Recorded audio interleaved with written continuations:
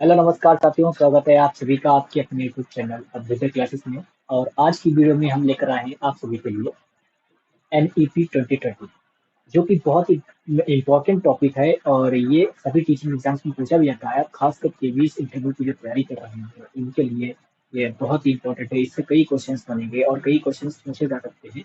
और इंटरव्यू आपसे पूछेगा कि आप कितने अवेयर हैं और कितनी जो NEP है का इम्प्लीमेंटेशन हो रहा है, तो उसमें उसके लिए आप कितना तत्पर हैं और कितनी जानकारी रखते हैं। तो आज इसको फुल डिटेल में पढ़ते हैं और ऐसे टॉपिक्स को, जो इम्पोर्टेंट टॉपिक्स को पढ़ेंगे, ताकि जो हमारे काम के आने वाले हैं, और वही हम सारी चीजें लिख दिए हैं और जिससे आपका समय खराब ना हो। और एक एक करके इन चीजों को हम समझेंगे। ठीक है। तो NEP 2020 जो कि नेशनल एजुकेशन पॉलिसी है, और इसके बारे में क्या है भाई कि डॉक्टर के कस्तूरी रंगन कमेटी रिपोर्ट है। ठीक। तो कस्तूरी रंगन रिपोर्ट जो है वो 31 मई और 2019 को ये भेजी गई। ठीक। इसके बाद जो इसका ऑर्गेनाइज ये किसके द्वारा किया था? Ministry of education India. इसको शिक्षा मंत्रालय कहते हैं। इससे पहले इसका नाम क्या था? MHRD। और ये इसी के दौरान ये बदल गया है। इस बात का आपको ध्यान रखना है। तो इसका पहले क्या नाम था कि ministry of human and resource development, तो मानव संसाधन विकास मंत्रालय इसका नाम था पहले। अब नाम हो गया है मिनिस्ट्री ऑफ एजुकेशन, यानी कि शिक्षा मंत्रालय। तो शिक्षा मंत्रालय है और शिक्षा मंत्री कौन है भारत के इस समय? इसमें है धर्मेंद्र प्रधान जी। ठीक। तो लॉन्च कब हुआ था? 29 जुलाई 2020। ठीक है। तो 29 जुलाई 2020 को लॉन्च हुआ था, लेकिन ये जो रिपोर्ट दी गई थी वो 31 मई 2019 को दी थी। दो बातें हैं, ये दो डेट है अलग अलग है, इनको ध्यान रखना है। तो जो रिपोर्ट कमेटी ने दी थी वो 31 मई 2019 को दी थी। उसमें कुछ संशोधन के लिए बताया गया था कि किसी का कुछ विचार हो वो। फिर उसके बाद सारी चीजें जब कंप्लीट हो गया था, तो उसके बाद जब ये लॉन्च हुई थी, तो ये 29 जुलाई 2020 को लॉन्च हुई। उसके बाद देखते हैं कि मोटो क्या है। मोटो ऑफ NEP, नई जो शिक्षा नीति है, उसका मोटो क्या है? एजुकेट, इंकरेज और इनलाइटन। मतलब कि सबको एजुकेट करना, सबको इंकरेज करना, आगे बढ़ाने के लिए बात रखना। और उसके बाद इनलाइटन, यानी कि उनको जो है ऐसा कोई उनके अंदर स्किल, उनके अंदर जो क्षमता है उसको बाहर निकालना, उनको प्रकाशित करना। तो इस प्रकार से इन ये 3 पॉइंट्स पर ये काम करेगी। फिर क्या है इसका स्ट्रक्चर? ये जो है मोस्ट इंपॉर्टेंट है ये चीज। और ये सीटेट में भी कई बार क्वेश्चन पूछा जा चुका है, और केबीएस का एग्जाम था उसमें भी पूछा गया है कि जो NEP है उसका स्ट्रक्चर क्या है, NEP 2020 का। तो उसका स्ट्रक्चर पहले हमारा 10+2 स्ट्रक्चर था। एक क्या था? 10+2। अब उसको रिप्लेस कर दिया गया है 5+3+3+4। ठीक। इस बात को आपको याद रखना है। अभी हम इसके बारे में भी डिस्कस करेंगे अच्छे से कि ये 5+3+3+4 को किस प्रकार से उन्होंने डिवाइड किया है। लेकिन तब तक की आगे चीजें अभी हम पढ़ लेते हैं। फिर इसका एम क्या है? इस पॉलिसी को, नई पॉलिसी लाने का एम का क्या है? तो एम जो है इसका 100% लिटरेसी, यानी कि 100% साक्षरता लाना उसका उद्देश्य है। और उसके लिए यूथ और एडल्ट के लिए क्या होता है कि वैसे 6 से 14 वर्ष तक के लोगों को, बच्चों को जो है फ्री शिक्षा, फ्री एजुकेशन दे रही है सरकार। लेकिन क्या यूथ और एडल्ट जो हैं वो अशिक्षित हैं, तो वहां पर वो भी शिक्षित हो जाए, 100% साक्षरता आ जाए, ये इस उद्देश्य से इस नई शिक्षा नीति को बनाया गया है।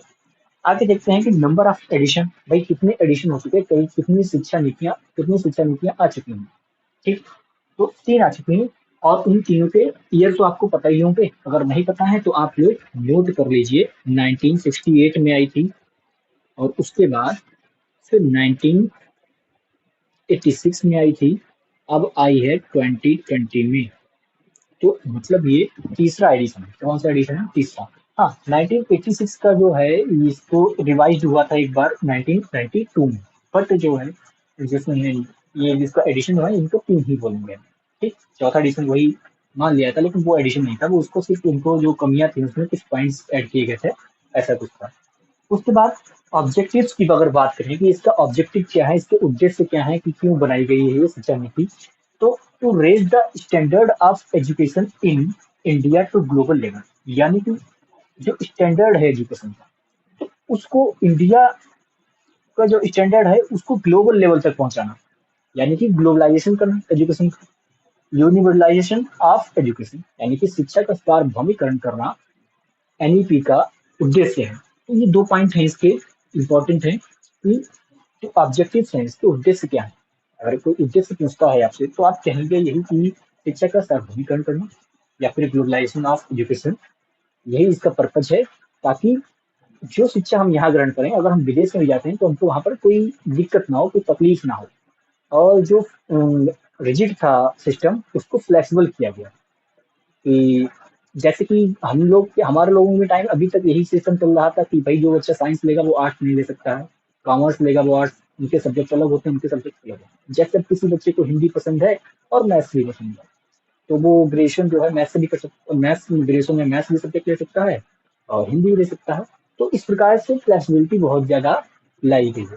तो अब हम इसके बाद क्या करेंगे, 5+3+3+4 जो स्ट्रक्चर है, इस पर बात करेंगे और इसको अच्छे से समझेंगे। ठीक है, आप इसका स्क्रीनशॉट ले लीजिए।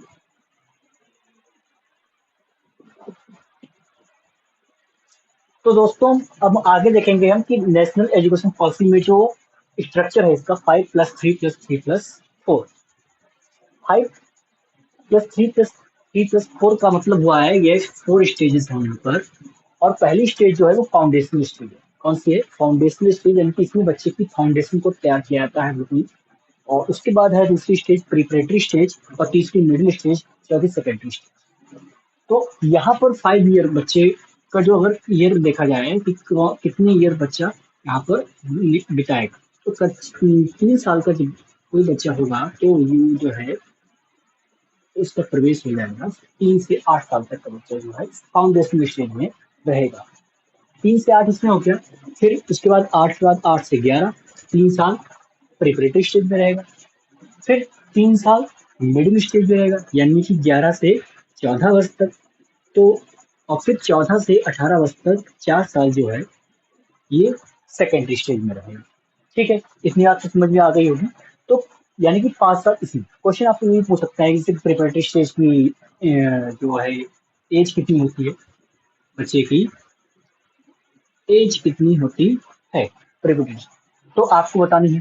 फिर उसके बाद सेकेंडरी स्टेज की क्या है, सेकेंडरी स्टेज की अगर आपको पता ही नहीं होगा फिर आप कैसे बता पाएंगे। तो इससे पहले स्ट्रक्चर जो चल रहा था वो हमारा 10+2 था, वो स्ट्रक्चर बेकार हो गया। उसको उसमें सुधार मॉडिफाइड करके हमारा 5+3+3+4 लेके आए हैं। ठीक है, समझते हैं 3 से 8 साल तक का बच्चा जो है कैसे निकालेगा, ये 5 साल कैसे करेगा। तो देखते हैं यहाँ पर 5 साल जो है, यानी कि पहले प्री एनसी हो गया हमारे, फिर एनसी क्लास नर्सरी, फिर उसके बाद हो गया केजी, उसके बाद फर्स्ट एंड सेकंड। तो ये 1, 2, 3, 4, 5, ये 5 साल इसमें बिताएगा बच्चा। कौन सी स्टेज है? Foundation stage. इसमें बच्चे की फाउंडेशन को बनाया गया।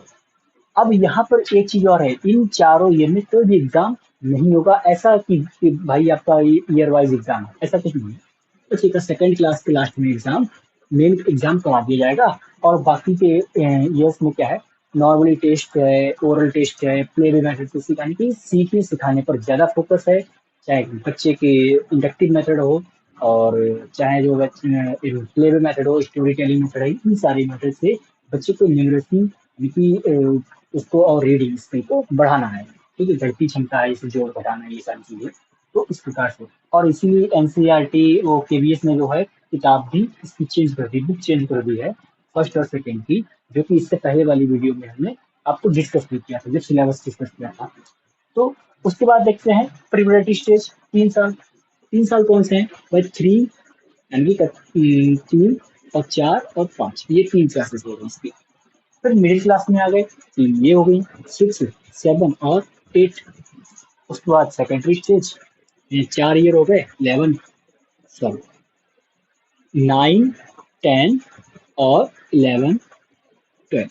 ठीक है, अब देखते हैं इसमें भी 3 और 4 और 5। जब मैं क्लास 5 के बाद में एग्जाम होंगे, मैं एग्जाम, यानी कि बच्चे के अंदर एग्जाम की एंजाइटी ना हो, एग्जाम का प्रेशर ना हो, एग्जाम का लोड ना हो, ये सब हटाने के लिए, और बच्चा स्किल को सीखे, स्किल्स को सीखे, और जो उसके अंदर सिलेबस है उस चीज को समझे, एक्वायर करे चीजों को। ये ना हो उसका रटने पर बल ना हो, रोट लर्निंग को हटाने के लिए किया गया है। ऐसा अक्सर क्या है, जैसे 4 क्लास में आया बच्चा, तब तक देखा कि भाई पूरा पढ़ाई होती रही, एकदम से एग्जाम्स आते हैं, अब भाई पढ़ना है, तो रटने लगा, कुछ चीज समझ में नहीं आई, फिर भी वो उसको रोक लर्निंग पर बढ़ावा होने लगता था। उस चीज को बंद करने के लिए इन्होंने क्या किया है कि कंटिन्यू लगभग लगभग सिलेबस सेम होता है, कुछ चेंजेस होते हैं, तो 3 में पढ़ेगा, फिर उस चीज को 4 में पढ़ेगा, फिर उसके बाद 5 में आकर अच्छे से इम्प्लीमेंटेशन होकर उसका सारा और एग्जाम करा दिया जाएगा। इससे उसका एवोल्यूशन होगा, और बाकी चीजों का भी एवोल्यूशन जो है ईयर वाइज कंटिन्यू होता रहेगा, हर चीज का कि कौन सा बच्चा किस चीज में आगे है। ऐसा नहीं कि खाली अंकों के आधार पर ही उसको हम बता रहे हैं कि बच्चा कौन होशियार है कौन सा नहीं, क्या आपका उसके अंदर कोई स्किल हो, मतलब स्किल्स को आगे निकाल। उसको अगर मैथ्स नहीं समझ में आ रही, मैथ्स में वो अच्छा नहीं है, वो कविताएं अच्छे से गा लेता है, कविताओं को अच्छे से पढ़ लेता है, तो या फिर कविता बनाने में भी इंटरेस्टेड है बच्चा, तो उसको उस क्षेत्र में आगे निकालना। तो ओवरऑल जो डेवलपमेंट है, ये सारी चीजें क्यों कही जाती है कि 360 डिग्री असेसमेंट हो जाए उसका और डेवलपमेंट हो जाए पूरा। ठीक है, 360 इस प्रकार, यानी कि किसी बच्चा कोई बच्चा अगर किसी क्षेत्र में आगे जा रहा है, उसमें उसे आगे बढ़ाया जाए। इसीलिए 2 पॉइंट यहाँ पर देखिए, कंप्यूटर लैंग्वेज, जो कि अब बहुत से लोगों को हम आपकी एज में हैं फिर भी हम लोगों को कंप्यूटर नहीं आता है, इतना नॉलेज नहीं है, लेकिन कंप्यूटर की लैंग्वेज है, कंप्यूटर स्किल्स है, वो सारी कब से सिखाई जाएंगी, क्लास 6 से ही। ठीक, तो क्लास 6 क्लास से ही सिखाई जाएंगी। उसके बाद फिर वोकेशनल ट्रेनिंग भी 6 क्लास से ही दी जाएगी। वोकेशनल ट्रेनिंग, वोकेशनल ट्रेनिंग मतलब व्यावसायिक शिक्षा। व्यावसायिक शिक्षा जैसे किसी बच्चे को कुछ किसी क्षेत्र में आगे जाना है और उसे इंटरेस्टिंग है, इलेक्ट्रिक चीजों में इंटरेस्ट है, तो वो जो है इलेक्ट्रिशियन को उसकी एजुकेशन को दी जाएगी। तो इस प्रकार से एजुकेशन उसको जो है व्यावसायिक शिक्षा दी जाएगी। कोई बच्चा व्यापार में इंटरेस्टेड है तो उसको बताया जाएगा कैसे क्या चीजें व्यापार करनी, बिजनेस कैसे करना, बिजनेस की ट्रेनिंग भी दी जाएगी।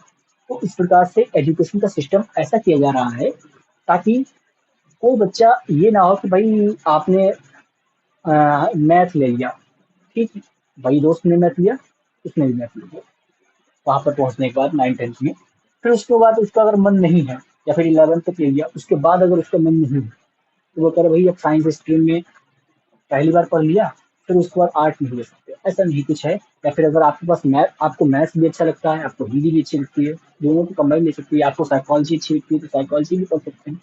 तो कई सब्जेक्ट्स जो हैं उनका, आप अब इसमें आपको ये नहीं कि रिजिड कुछ है कि भाई इतना साइंस वाला बच्चा जो है वो आर्ट में नहीं जा सकता है, आर्ट वाला जो है कॉमर्स में, तो ये चीजें नहीं होती।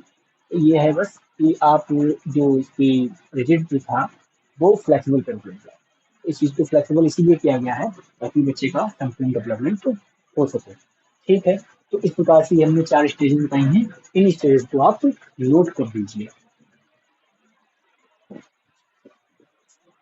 तो दोस्तों अब हम प्रिंसिपल्स ऑफ एनईपी 2020 को पढ़ेंगे, यानी कि कुछ पॉइंट्स हैं, 8 पॉइंट्स, और इनको अगर हम समझ लिए तो यानी कि हमारे क्या उसके उद्देश्य हैं, क्या सिद्धांत हैं प्रिंसिपल हैं, तो इनको हम देखते हैं।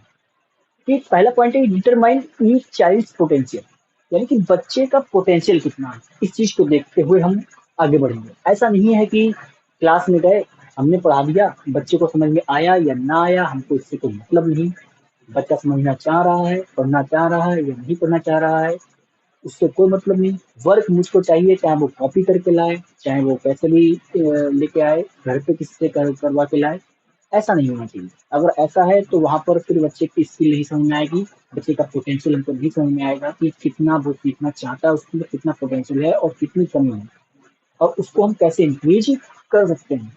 ये चीज समझने के लिए हमको प्रत्येक बच्चे का पोटेंशियल जानना पड़ेगा। और इसीलिए गवर्नमेंट जो है रेशियो यहाँ पर जो है, रेशियो बनाती है कि टीचर के लिए प्राइमरी के लिए क्या है 1:3, यानी कि 1 टीचर है अगर, तो स्टूडेंट्स कितनी होनी चाहिए, 30 होनी चाहिए। तो इसीलिए रेशियो बनाया है। और अगर 30 बच्चे होंगे यहाँ पर, तो चाहे टीचर सबको 1 बाय 1 करके सब पर ध्यान दे देगा, सब पर नजर रखेगा, सबका वर्क चेक करेगा अच्छे से, उसके पोटेंशियल को अच्छे से समझेगा। फिर दूसरा पॉइंट है कि increase children's reading and numeracy knowledge. बच्चे की जो रीडिंग नॉलेज है और न्यूमरेसी, कम से कम उसको पढ़ना आना चाहिए। ऐसा नहीं कि वो पढ़ ही नहीं पा रहा है, रीडिंग नॉलेज होनी चाहिए। और न्यूमरेसी यानी कि उसको जो जोड़ घटाना गुणा भाग जो है, नॉर्मल सी जो गणित है, बेसिक मैथ्स, तो ये उसको मतलब आना चाहिए। ठीक है, इंक्रीज करना चाहिए इस चीज को। और इसी के लिए एक प्रोग्राम चलाया जा रहा है, वो भी आप नोट कर लीजिए, आपको पता भी होगा, अगर नहीं पता है तो नोट कीजिए। FLN। ठीक है, तो फिर क्या है, प्रोवाइडिंग फ्लेक्सिबल लर्निंग अपॉर्चुनिटी। तो क्या है कि फ्लेक्सिबल लर्निंग यानी कि लर्निंग कैसी होनी चाहिए, फ्लेक्सिबल। ये नहीं कि जितना बता दिया पढ़ लिया बस, नोट कर लिया, ये रिजिड नहीं होनी चाहिए, फ्लेक्सिबल होनी चाहिए। लर्निंग कैसी होनी चाहिए, फ्लेक्सिबल होनी चाहिए। उसका इम्प्रूव एजुकेशन क्वालिटी, तो क्वालिटी जो क्वालिटी का लेवल जो गिर गया है और उसको उठाने की बात की गई है, इम्प्रूव करने की बात की गई है। फिर है introduce children to Indian culture. अब ये भी इम्पोर्टेंट पॉइंट है, जैसे कि इंडियन कल्चर को बच्चे भूल रहे हैं। हम लोग क्या है, फॉरेन को ज्यादा देख रहे हैं, उस चीज को सोशल मीडिया पर उस हिसाब से चीजें सारी बढ़ रही हैं, धीरे धीरे ट्रेंड हो रहे हैं। तो हम क्या करना है, उनकी इंडियन कल्चर को बढ़ावा देना है। अब जैसे क्या है, सिलेबस महाभारत के कुछ पार्ट जो है सिलेबस में डाल दिए गए, रामायण के कुछ पार्ट डाल दिए, और भी कुछ ग्रंथ हैं उनके पार्ट डाल दिए गए। तो इस प्रकार से ये सिलेबस में डाल के, जिससे क्या है, बच्चे को इंडियन कल्चर के बारे में जानकारी होगी, कैसे कैसे थे पुराने राजा महाराजा, कैसे क्या होता था, ये सारी चीजें उनको पता लगे। यूजेस ऑफ टेक्नोलॉजी, टेक्नोलॉजी का भी यूज होना चाहिए। अब इस हिसाब से धीरे धीरे टेक्नोलॉजी का यूज हो रहा है, तो टेक्नोलॉजी बढ़ रही है, वैसे वैसे यूजेस भी बढ़ रहे हैं। और जैसे स्मार्ट क्लासेस होती हैं, स्मार्ट बोर्ड होते हैं, ये सारी चीजें उसमें, और उनके यूज के बेस पर जो है बच्चे की लर्निंग अच्छी हो सके, अच्छे से स्किल बढ़ सके उनकी। Improve your child creativity and logical thinking, यानी कि उसकी क्रिएटिविटी क्या है, इसीलिए क्या है, टाइम टाइम पर फंक्शंस तो प्रोग्राम्स कराए जाते हैं बच्चे के, और उनकी लॉजिकल थिंकिंग बढ़े। ठीक है, कॉम्पिटिशन वगैरह कराई जाती है, ये सारी चीजें हैं, और कई आयोजन किए जाते हैं इसी सेक्टर में। ठीक है, फिर क्या है, टीच और लर्न मैनी लैंग्वेज, कई लैंग्वेजेस को पढ़ाना है और बच्चे को सीखना भी है। तो अगर बच्चा सीखना चाहता है किसी और कोई लैंग्वेज, तो इस प्रकार से, लेकिन बहुभाषा पर भी जोर दिया गया, बहुभाषी शिक्षण पर भी जोर दिया गया है। ठीक है, तो इस प्रकार से आज हमने इस एनईपी के पॉइंट्स को अच्छे से डिस्कस किया, और आप लोग बहुत अच्छे से इस चीज को समझ लीजिए। इनमें से बहुत से पॉइंट्स आपके लिए काम के आने वाले हैं, और बहुत एग्जाम से ही पूछे जाते हैं। और ये अगर जो लोग इंटरव्यू की तैयारी कर रहे हैं, तो ये तो बहुत ही इंपॉर्टेंट है, क्योंकि एनईपी का इम्प्लीमेंटेशन हो रहा है, तो इससे क्वेश्चन की गणना बिल्कुल 100% तय है। ठीक है, तो आज के लिए इतना ही, मिलते हैं अगली वीडियो में, तब तक के लिए बहुत बहुत आप सभी का धन्यवाद।